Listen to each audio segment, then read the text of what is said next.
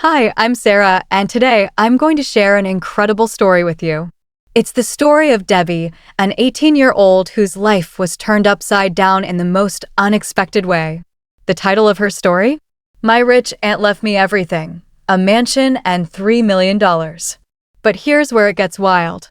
Debbie's parents, who abandoned her a decade ago, suddenly reappeared at the well reading, acting as if they had a right to her inheritance. "We're your guardians," they said, flashing insincere smiles. But when Debbie's lawyer walked through the door, their faces turned as pale as ghosts. Let's dive into Debbie's journey, starting from where it all began, in a sprawling house that holds memories both painful and precious. Picture this. Debbie's sitting in her late aunt's grand mansion, still reeling from the events of the past few days.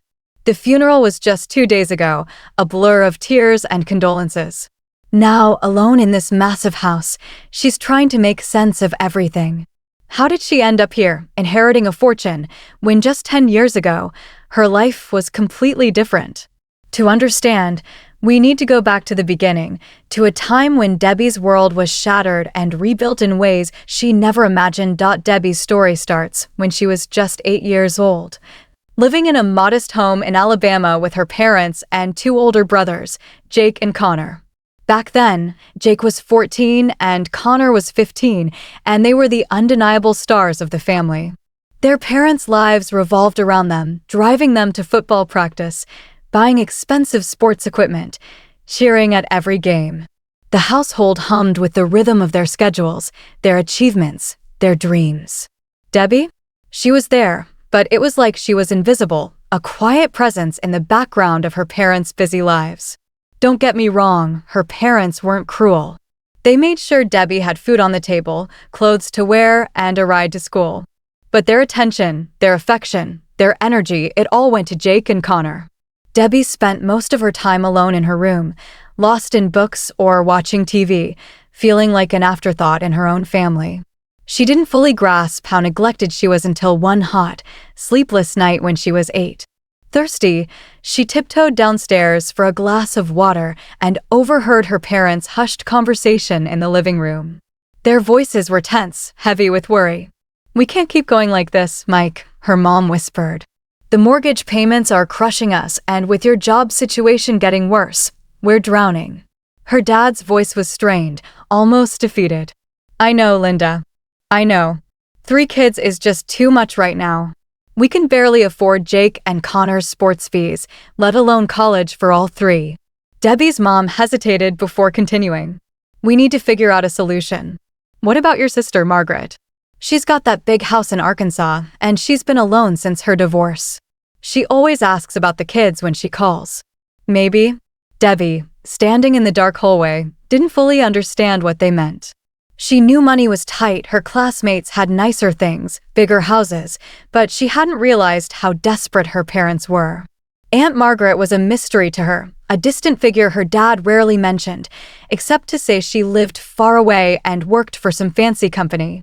Confused, Debbie crept back to her room, brushing off the conversation as grown-up talk about bills. Kids don't process those things deeply, right? She figured it was just another adult worry, nothing to lose sleep over. About a month later, summer vacation arrived. Debbie was buzzing with excitement, hoping for a fun family adventure. Instead, her parents announced a road trip to Arkansas to visit her dad's sister, Aunt Margaret. The drive was long and tedious, and Debbie couldn't help but feel a pang of resentment. Jake and Connor got to stay home for their precious football camp, while she was dragged along. Still, there was a spark of curiosity about meeting this mysterious aunt and seeing a new place. When they finally pulled up to Aunt Margaret's house, Debbie's jaw dropped. It was like something out of a movie, a sprawling mansion with a manicured front lawn, towering white columns, and an air of elegance. Aunt Margaret herself was nothing like Debbie expected. Tall, with neatly pulled back gray hair, she wore a crisp white blouse and dark pants, looking like she'd just stepped out of a boardroom. "So, this is Debbie," she said, her sharp blue eyes studying the young girl. Then she smiled, and her whole demeanor softened, radiating a warmth that caught Debbie off guard. "Hello, sweetheart. I've been looking forward to meeting you for a very long time." There was something about the way Aunt Margaret looked at her, like she truly saw Debbie, not just as a kid in the background, but as someone who mattered. The family settled into the fancy living room, sipping iced tea while the adults droned on about boring grown-up stuff. Debbie's eyes wandered, taking in the polished furniture, the intricate paintings, the air of wealth that permeated the space. After about an hour, her dad stood up abruptly. "Well, we should get going. It's a long drive back." Debbie jumped up, ready to grab her things. "Okay, let me get my stuff." But her parents exchanged a strange, uncomfortable look. Her mom's voice was soft but unsteady. "Actually, honey, you're going to stay here with Aunt Margaret for a while." Debbie's heart skipped a beat. "How long?" she asked, her voice small. "We'll see," her dad replied, avoiding her gaze. "You'll have fun here. Aunt Margaret has cable TV and a big backyard." Panic crept in. "But when are you coming back?" she pressed. "Soon," her mom said quickly, too quickly. "We'll call you." Their goodbye hugs felt rushed, hollow. Debbie ran after them as they headed to the door. "Wait. When exactly are you coming back? What about school in the fall?" Her dad called over his shoulder, already halfway out. "We'll figure it out. Be good for Aunt Margaret." And, just like that, they were gone. Debbie stood in the doorway, watching their car disappear down the long driveway, confusion swirling in her chest. Aunt Margaret's hand rested gently on her shoulder. "Come on, dear. Let me show you to your room." The room Aunt Margaret gave Debbie was like something out of a fairy tale, bigger than her old bedroom in Alabama, with a canopy bed, its own bathroom, and huge windows overlooking a backyard complete with a pool and a lush garden. Under different circumstances, Debbie would have been over the moon. "This is really nice," she told Aunt Margaret, trying to sound grateful despite the knot in her stomach. "I'm glad you like it," Aunt Margaret replied warmly. "We'll go shopping tomorrow to get anything you need to make it feel more like home." That first week was surprisingly fun. Aunt Margaret took time off work to spend with Debbie. They went shopping for clothes and decorations, watched movies at the theater, and even played around with Aunt Margaret's fancy computer. Unlike Debbie's parents, Aunt Margaret asked about her school, her friends, her interests, and she listened, really listened, asking follow-up questions that made Debbie feel seen for the first time in years. But as the days passed, the excitement faded and homesickness set in. Even though her parents hadn't paid much attention to her, they were still her family. She missed her brothers, her old room, the familiarity of Alabama. Every day, Debbie asked Aunt Margaret if her parents had called. "Not yet, sweetheart," Aunt Margaret would say gently. "I'm sure they will soon." But the calls never came, not that week, not the next. By the time a month had passed, worry had settled deep in Debbie's chest. School was supposed to start soon back in Alabama. "Aunt Margaret," she said one morning, "I think I need to go home soon. School starts in 2 weeks." Aunt Margaret set down her coffee cup, her expression serious.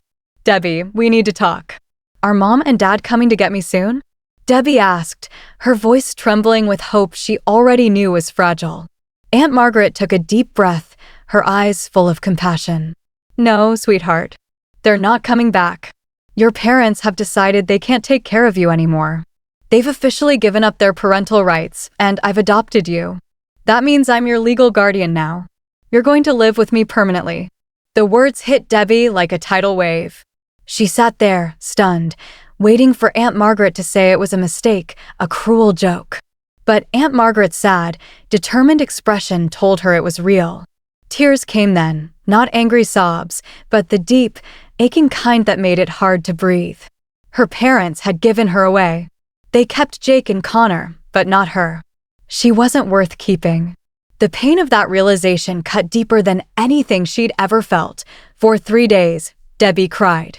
Aunt Margaret was a pillar of patience, bringing her meals, tissues, and quiet companionship.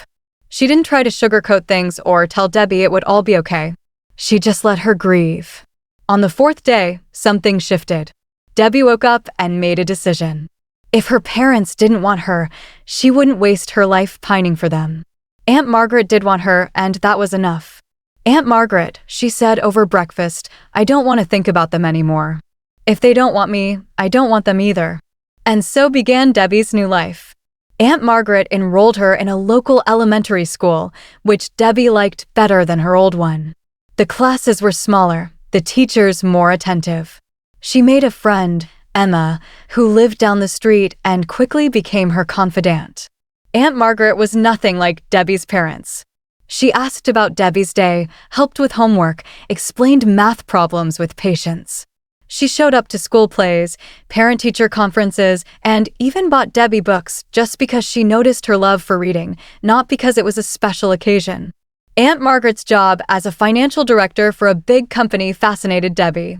Over dinner, she'd share stories about her work, explaining complex financial concepts in a way that sparked Debbie's curiosity. She taught her how to save her allowance, why budgeting mattered, and the importance of understanding the value of money. As the years passed, their bond grew stronger. They cooked dinners together, watched old movies on weekends, and laughed over stories about Aunt Margaret's childhood with Debbie's dad, though she rarely mentioned him as an adult. When Debbie turned 14, Aunt Margaret asked a question that caught her off guard. "Debbie, would you like to visit your parents and brothers? I can arrange it if you want." Debbie thought for barely 10 seconds. "No," she said firmly. "They never called, never wrote, never asked how I was. Why would I want to see them now?" Aunt Margaret nodded, respecting her choice. "I think you're right, but I wanted you to know the option was there." That was the last time they spoke of her old family for years. Life with Aunt Margaret was good, structured, loving, full of moments that made Debbie feel valued. She excelled in school, tried soccer for a season, and took up piano lessons. But when Debbie was 16, everything changed again. Aunt Margaret started feeling unusually tired, losing weight rapidly. At first, she brushed it off as work stress, but a doctor's visit revealed the truth: cancer, and it was serious. The day Aunt Margaret came home with the diagnosis, she sat Debbie down in the same living room where she'd broken the news about her parents. "I have some bad news, Debbie," she said, her voice steady but heavy. "I have cancer, and it's pretty serious." Debbie's world tilted. "Are you going to die?" she asked, her voice breaking. "I don't know yet," Aunt Margaret replied honestly. "But I'm going to fight it with everything I've got. I'm quitting my job to focus on getting better." Debbie was terrified, but Aunt Margaret's practicality reassured her. "Don't worry about money or the house," she said. "I've saved plenty over the years, and we have good insurance. We'll be fine." The next 2 years were a grueling journey. Aunt Margaret endured chemotherapy and radiation, some days strong enough for their usual routines, others too sick to leave her bed. Debbie stepped up, learning to cook full meals, manage the household, and drive her aunt to appointments as soon as she got her license. For a while, when Debbie was 17, the cancer went into remission and hope bloomed. They thought they'd won. But just after Debbie's 18th birthday, the cancer returned, more aggressive than before. That birthday was quiet, just the two of them at home. Aunt Margaret, too weak to go out, baked a cake and gave Debbie a delicate necklace that had belonged to her mother. "I'm proud of the woman you've become, Debbie," she said, her voice frail but full of love. "You're strong, smart, and kind, and I know you're going to do great things." 2 months after Debbie's birthday, she graduated high school. Aunt Margaret was in the hospital, too ill to attend, but Emma's mom filmed the ceremony, and they set up a video call so Aunt Margaret could watch Debbie walk across the stage. Tears streamed down her face, but her smile was radiant with pride. A month later, Aunt Margaret passed away peacefully in her sleep, at just 53 years old. Debbie was by her side, holding her hand as she slipped away. The loss left Debbie unmoored. At 18, she was alone in the big house, grappling with grief and an uncertain future. Aunt Margaret's best friend, Carol, stepped in to help with the funeral arrangements, calling friends and co-workers to share the news. Then she mentioned contacting Debbie's dad, Aunt Margaret's only living sibling. "Do you want to call him, or should I?" Carol asked. "You do it," Debbie replied. "I haven't spoken to him in 10 years. Carol put the call on speaker. When Debbie's dad answered, Carol broke the news gently. "I'm calling about your sister, Margaret. I'm afraid she passed away yesterday."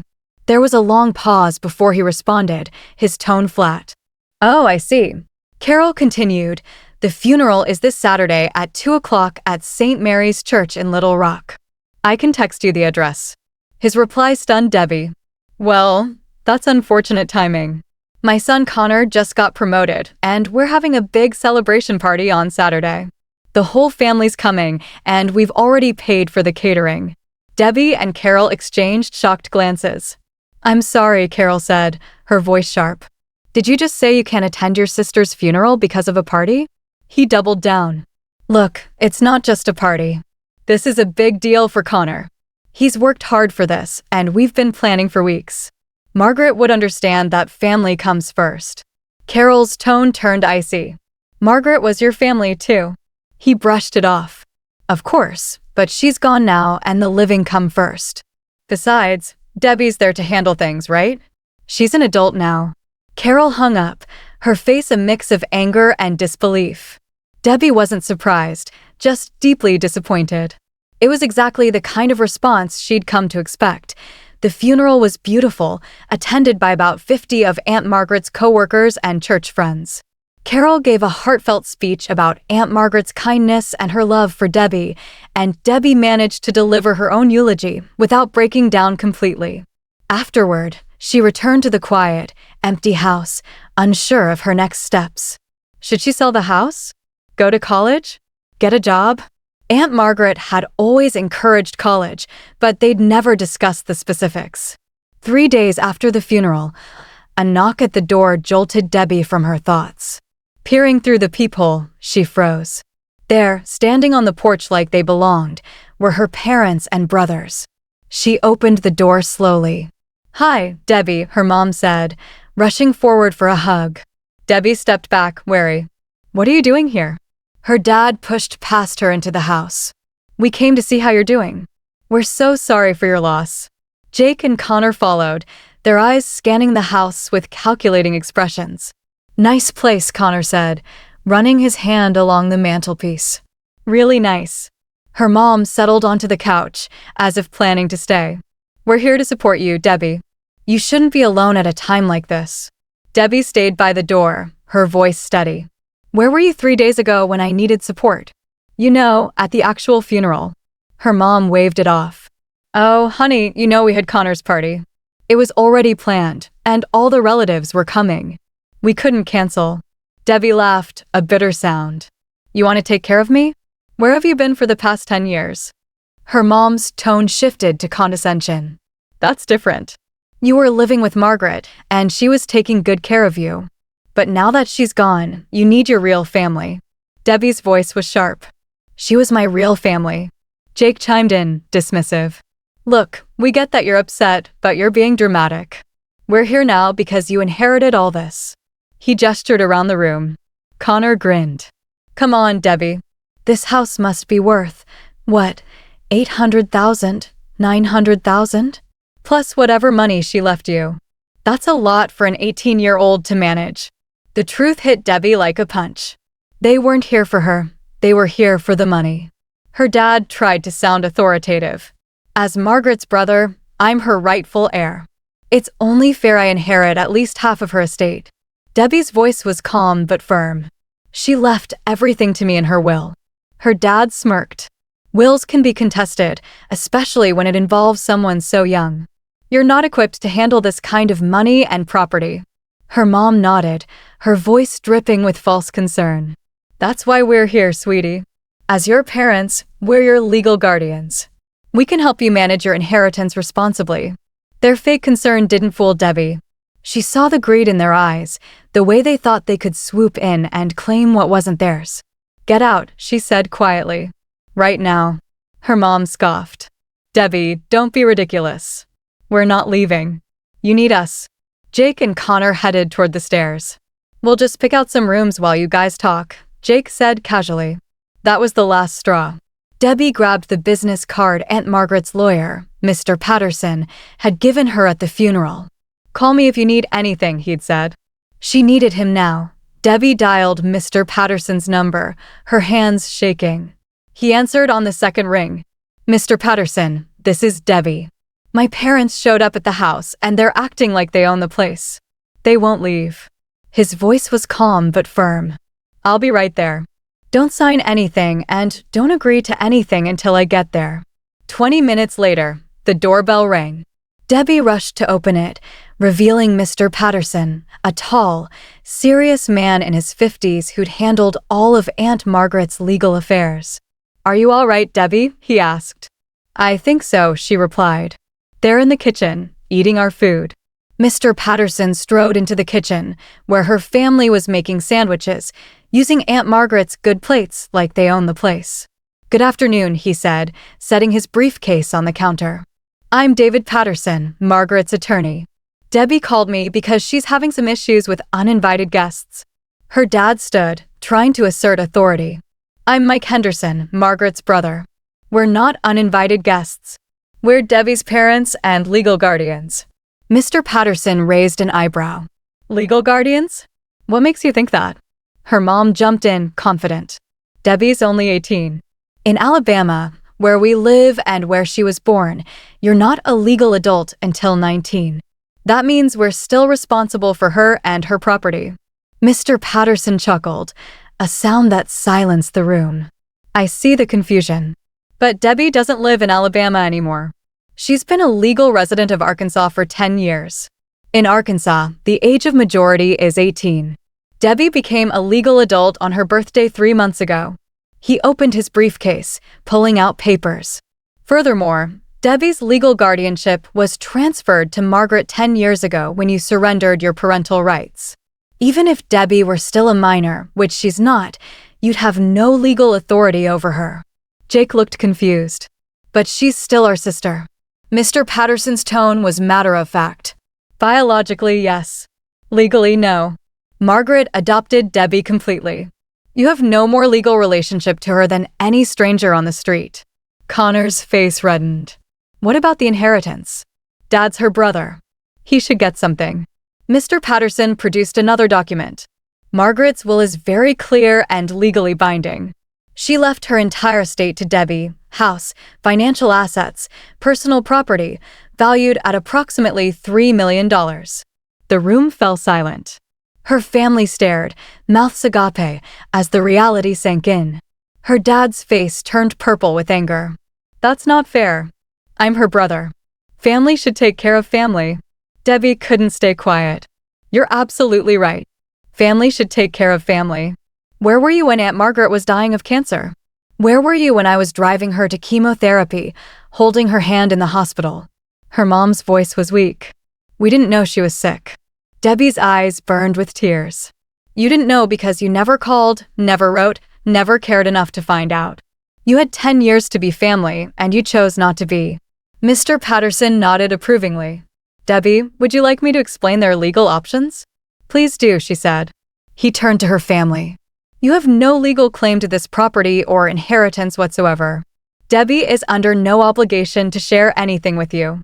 If you continue to harass her or pressure her for money, we will pursue legal action for harassment and trespassing." Her dad exploded. "This is ridiculous. We're her family. We came here to help her."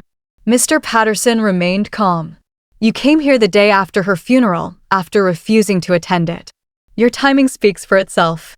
Her mom, now crying, pleaded, "We need that money. Our house needs repairs, and the boys want to buy their own places." Mr. Patterson was unmoved. "That's not Debbie's problem. Now, I'm asking you to leave this house immediately. If you don't, I'll call the police." Reluctantly, they gathered their things and left. Debbie watched through the window as their car pulled away, a mix of relief and lingering pain washing over her. "Thank you," she told Mr. Patterson. "You're welcome," he replied, "but this might not be the end of it. People get desperate when money's involved." He was right.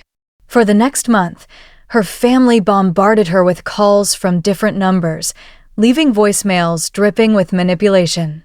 They begged for forgiveness, claimed they wanted to be a family again, shared sob stories about their financial woes.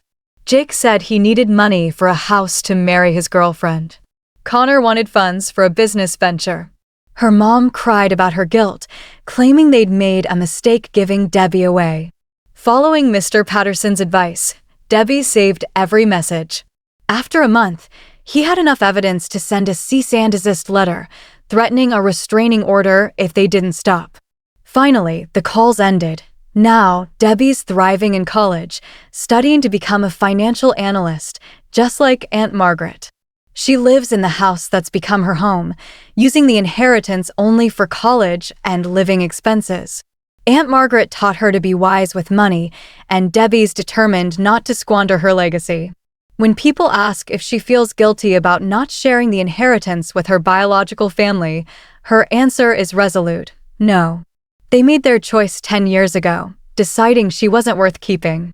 Aunt Margaret made a different choice, taking her in, loving her, and giving her a true home. Debbie thinks of Aunt Margaret every day. She taught her that family isn't about blood, it's about the people who choose you, who stand by you through the hardest moments. Aunt Margaret was her real family, and Debbie was hers. Today, Debbie's building a bright future, surrounded by close friends and a supportive boyfriend, David, who's studying engineering. She shared her story with him, and he believes she did the right thing. For Debbie, that's enough. Her life is a testament to resilience, love, and the power of choosing your own path, no matter what you've lost along the way. Please feel free to comment below if you liked this. Remember to like and subscribers for more.